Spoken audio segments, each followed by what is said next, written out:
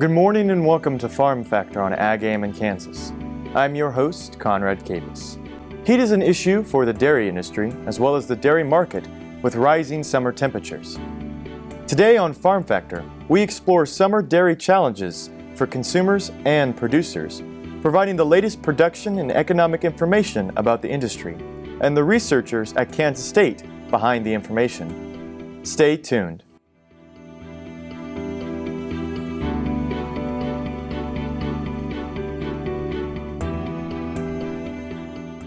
Closed captioning brought to you by Kansas Soybean Commission, the Soybean Checkoff Progress, powered by Kansas farmers. This segment is brought to you by Kansas Wheat. Learn more at rediscoverwheat.org. Good morning and welcome to Farm Factor on Ag AM in Kansas. I'm your host, Conrad Capus. Recently, Kansas State University hosted an event called Summer Dairy Herd Challenges, managing price and production risks in 2 locations in the state. The meeting provided producers the latest in production and economic information about the industry. The sessions were presented by K-State Research and Extension animal scientists and agriculture. So today we're going to be talking about heat stress problems in the dairy herds here in Kansas. So we're going to be talking about the negative effects it causes in our dairy cows in these 3 months of the year that it gets extremely hot.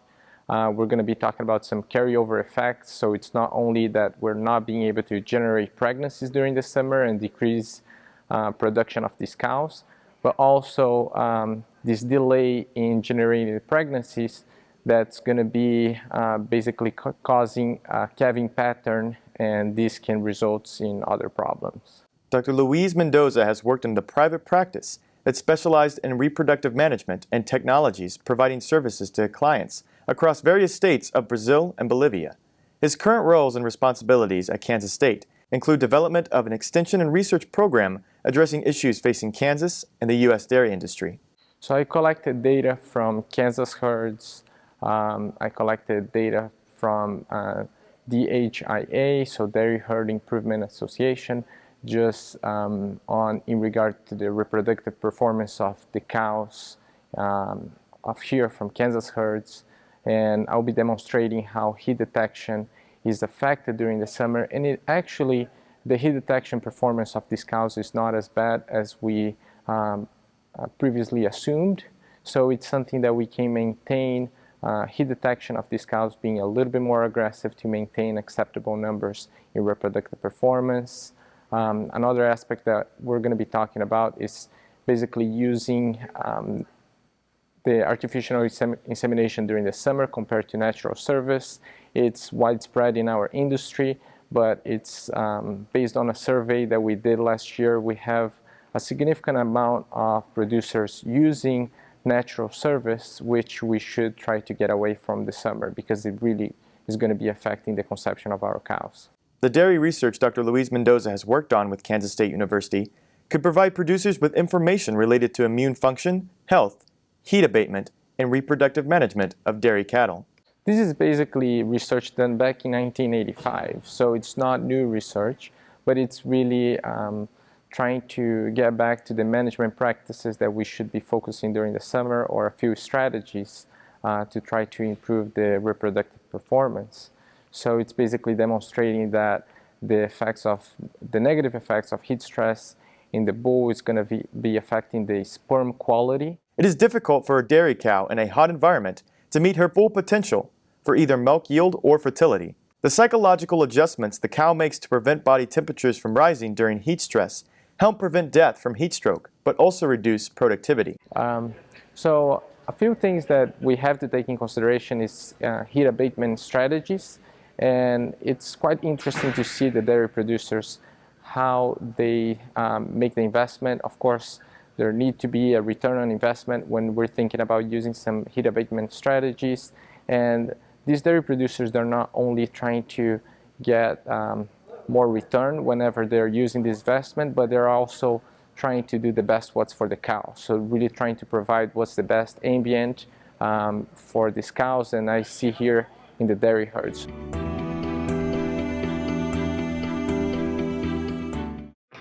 Next time you see a beautiful field of corn, reach out and thank the farmers who work tirelessly to raise corn for livestock feed, renewable fuels, and exports to feed a growing world population.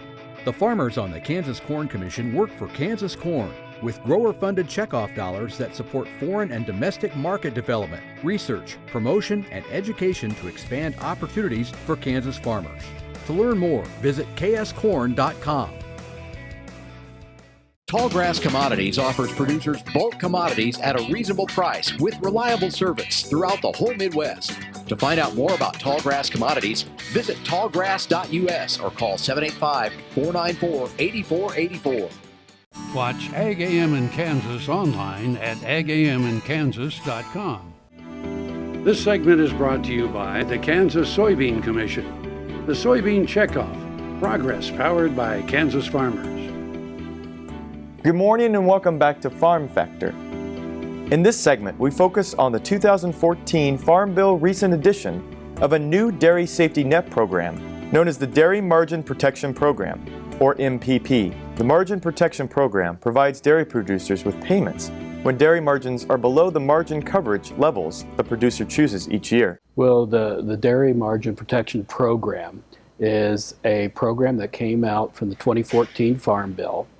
And instead of going with price supports or trying to work on the risk management side of dairy production by locking in milk price, this program emphasizes the margin between the milk price and then the farm's feed costs. And by locking that in, you take out the variability of both the cost side and the price side. And so it's a really good program to help keep people in times of stress, in times of a price cost squeeze, to give people a little bit more ability to manage their risk and manage that margin and end up being a little more profitable. The program focuses to protect farm equity by guarding against destructively low margins.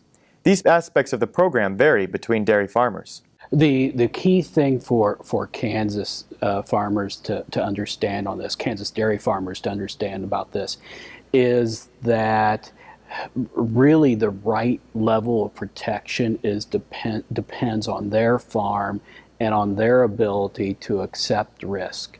And so if you're sitting there, if your dairy farm is leveraged, has quite a bit of debt and things like that, most of the time that indicates that you need to buy a higher level protection. If your farm is lower in debt, is very cost efficient, then you may be able to get away with lower levels of protection. The program supports producers' margins, not milk prices, and is designed to address both catastrophic conditions as well as prolonged periods of low margins. Under this program, the margin will be calculated monthly by the USDA. I think as we move forward, this program is going to be good. It's going to let us manage a lot of the natural risk. And the way to fine-tune that risk is to understand how the feed costs impact the dairy farm profitability, and going back and forth and really scrutinize those feed costs is very important. And to also to work with their financial consultants and understand how much of a hit their farm can take with regards to their debt level, with regards to their net farm income level, and to come at this from a holistic approach to determine what level of protection they need. One of the things that's most important to understand here is that this tool is really not about trying to figure out what is the highest return you're going to get. This is about managing risk. And if you sit out and try to think, well, which is the level that's going to give me the most financial gains, chances are you're taking more of a speculative position instead of managing risk. So the best way to go about this is to look at all the different payment options for your premiums, to think about where your farm sits with regard to financial vulnerability, and then make the decision and get in.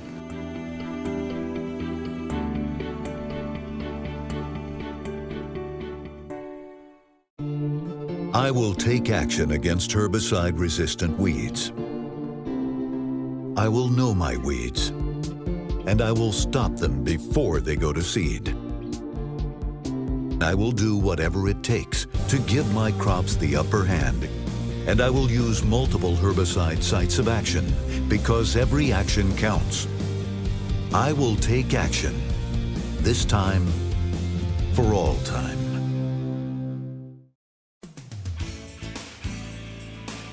This is the Kansas Soybean Update. It's brought to you by the Kansas Soybean Commission. The Soybean Checkoff, progress powered by Kansas farmers. We are joined now by Amanda Sales from Valley Falls, Kansas. She will be a junior at Kansas State University, majoring in agriculture communications. And Amanda, this summer, you served as one of 2 intern positions at the Kansas Soybean Association. What got you interested in this internship? It kind of came to be my chance. I had applied for the Biotech University trip, which is sponsored by Kansas Soybean, and I got a call from them, and they were really impressed with my resume, and they asked if they could put me into the running for the internship, and I was more than ecstatic to let them do that because, if anything, it was a good chance to network with some other people. After an interview, they really liked me, and this is where I ended up. Well, what are some of the things that you've been able to do through your internship this summer? I've been doing a lot of communications work. So one of my first major projects was working on the economic impact of agriculture, which I put together a packet for each. It had information for each county in Kansas, and we presented that to our congressman. And I also put together an interactive production map for all of the counties in Kansas. I put together a soybeans A to Z poster, a couple of fact sheets about soybeans. And my next project is going to be working on a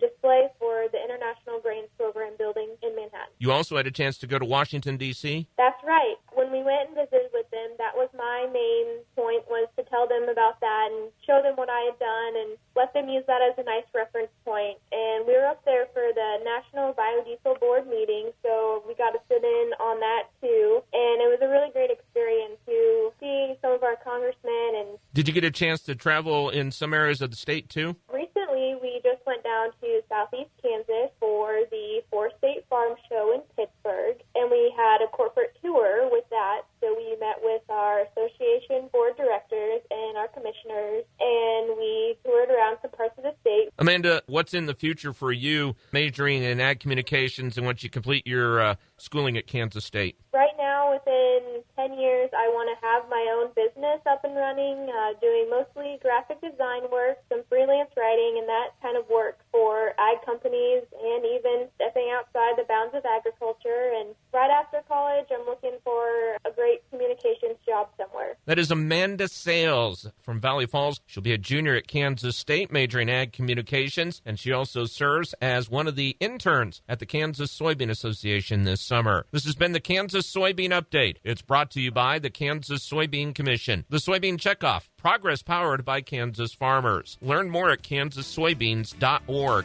For Kansas Soybeans, I'm Greg Akagi.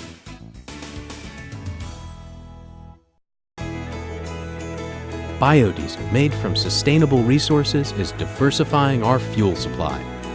This year, biodiesel will displace over 1 billion gallons of fossil fuel nationwide. It's making our economy stronger and our communities healthier. It's working here and across America. Get biodiesel going in your community. Visit americasadvancedbiofuel.com. Buying a car shouldn't be this hard. And at Brown Chevrolet Buick in Wamego, it isn't. It's actually awesome. Whether you want a new or used car or truck, Toby's team can make the deal. Even if you want to custom order a new car or truck, Toby's team can make the deal. See Toby's team at Brown Chevrolet Buick in Wamego. We're awesome. Kansas Farm Bureau, the voice of agriculture, represents grassroots agriculture. The state's largest and most powerful farm organization stands up for its members through leadership development, agriculture education, legal defense, environmental advocacy, farm safety, and risk management. Members also enjoy money-saving benefits. To join our organization today or to learn more, go to www.kfb.org or find us on Facebook and Twitter. No matter where, no matter why, the Veterinary Health Center at Kansas State University is committed to providing quality patient care to animals and exceptional customer service to their owners. From routine checkups to emergency and specialty care, our world-renowned specialists and experienced professionals are here to discover, to teach, and to heal. Let us know. How can I help? How can we help? Tallgrass Commodities offers producers bulk commodities at a reasonable price with reliable service throughout the whole Midwest. To find out more about Tallgrass Commodities, visit tallgrass.us or call 785-494-8484. This segment brought to you by Heinen Brothers Ag, farmers helping farmers by offering quality aerial and ground application, fertilizer, ag chemicals, and anhydrous ammonia. Call today to protect your crop yield. Good morning and welcome back to Farm Factor on Ag AM in Kansas. I'm your host, Conrad Cabus. We continue our story over summer dairy herd challenges, managing price and production risks.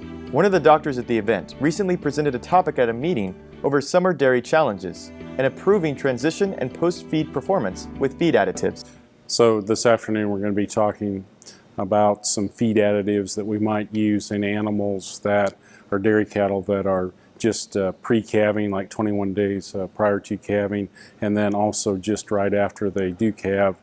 Fresh animals in that period could run up to maybe 50 days. So there's some different ionophores that we can use during that period that helps them make the adjustments that they need to make in terms of energy metabolism as they move from a non-lactating state to a lactating state. Another thing that we might consider is the use of certain minerals like zinc, for example, because that helps them with their immune system. At this time they're immune depressed, so helps them fight off various infections that they might be exposed to during this period of time. Also, we look at some different vitamins, maybe increased levels of vitamin E for example, and again, that's just to help them with disease resistance and increasing the function of their immune system. We also look at some other B vitamins. Choline would be another example that we might use during this period. Again, it just helps them with energy metabolism.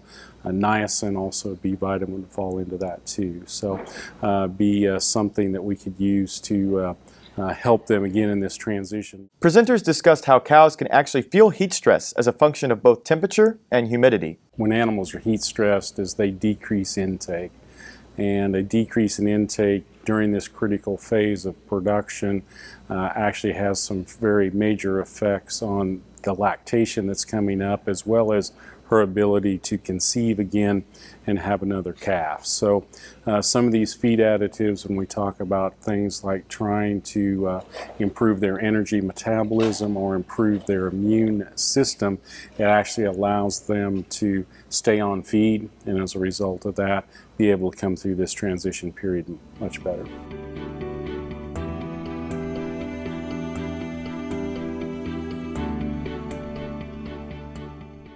As fourth-generation farmers themselves, Heinen Brothers Ag Service understands the risk and rewards of farming. So when it comes to quality aerial and ground application, fertilizer, ag chemicals, and anhydrous ammonia, call Heinen Brothers Ag today, 800-760-4964. Soil is the life of a farm, and for 25 years, SureCrop Liquid Crop Nutrition has helped growers produce abundant quality crops while preserving and improving the soils they steward. SureCrop offers complete soil and plant analysis with cropping recommendations, delivery direct to your on-farm storage, and quality crop nutrition custom blended for your field. Choose SureCrop for the assurance of excellence for your soil. Call today or visit their website for more information. The Kansas Wheat Innovation Center in Manhattan is rediscovering ways to get improved varieties and new genetics in the hands of farmers faster. Grower-led and Chekhov-funded research initiatives are bringing about positive change. This grassroots leadership provides a strong voice in Topeka and Washington, D.C. Now is the time to partner with Kansas Wheat in moving wheat forward. Kansas Wheat Commission and Kansas Association of Wheat Growers. Farmers investing in their future and yours. Log on to rediscoverwheat.org. Healthy cows start with the new Hired Hand automatic livestock sprayer. Rancher invented to provide an efficient alternative to pour-on and injectable parasite management systems. The portable design allows cattle to treat themselves head to hoof. Strategic device placement with pass-through activation technology takes the stress out of parasite treatment for cattle and the rancher. Get the new Hired Hand for yourself or become a distributor. Visit cowsprayer.com. The new Hired Hand makes healthy cows easy. Tallgrass Commodities offers producers bulk commodities at a reasonable price with reliable service throughout the whole Midwest. To find out more about Tallgrass Commodities, visit tallgrass.us or call 785-494-8484. Valley Vet Supply is devoted to providing information and professional quality products at reasonable prices. Valley Vet Supply. Kansas Farm Bureau, the voice of agriculture. To join today or for more information, go to kfb.org or find us on Facebook and Twitter. Good morning and welcome back to Farm Factor. We continue our story on Kansas State University and an event called Summer Dairy Herd Challenges, Managing Price and Production Risks, in 2 locations in the state. Presenters at the event discussed a topic at the meeting over reducing heat stress on summer transition and post-fresh cattle. We work with commercial dairy farms, and we developed the original feed line soaking system, and then put in combination with that fans to increase airflow. So for most of our conventionally housed dairy cows and even cows that may be housed in dry lot conditions, one of the most effective things we can do is put water on the cow during hot periods and allow that water to evaporate off the cow. It's sort of, you might think about if you jump into the swimming pool on a very hot day, but the wind is blowing, when you come out of the pool, immediately you're cold. What you're feeling is the evaporation of that water off of your body. Same technique works for dairy cows and actually works very well. Now we've moved on to different housing systems where we use basically evaporate water into the air to cool the air, and then use that cool air to try to keep the cow from becoming heat stressed. Different technique, but it also works.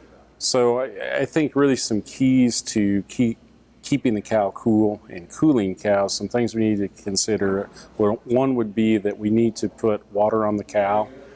That water system needs to shut off, and then that water needs to evaporate before we soak her again. So we're not advocating continuously soaking the cows, but just cycles of soaking to allow her to exchange more heat, body heat with the environment. Some of the other things that we really need to work on for animals that are just before calving is a lot of times we may not have adequate housing for those in terms of protecting those animals from the sun, direct sunlight. So shade is a really critical thing that we need to provide to even dry cows prior to calving in order to reduce the heat load that those animals are on. Presenters also discussed on dairy housing at the event in Seneca. So another topic we're going to talk about for just a few minutes today is as we look at cows pre-calving, having adequate housing for them and whether or not we can afford that as dairy producers. And obviously this housing is not free and it can be a little bit expensive. However, as we look at payback because of increased milk production as well as increased health of the cows, because now we have a place to house them and also to cool them, usually payback is less than 5 years in length.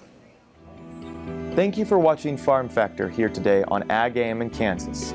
For more of Farm Factor, or if you want to view this program again, visit us on www.agamkansas.com, or you can like us on Facebook or follow us on Twitter. So have a good day with good luck.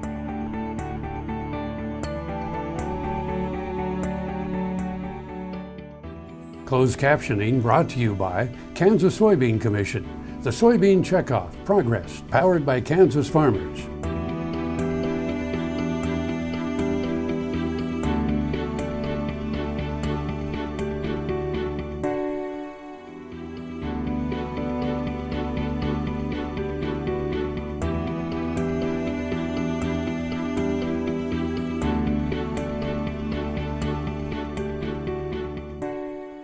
To see this show and past episodes of Ag AM in Kansas, go online to agamandkansas.com.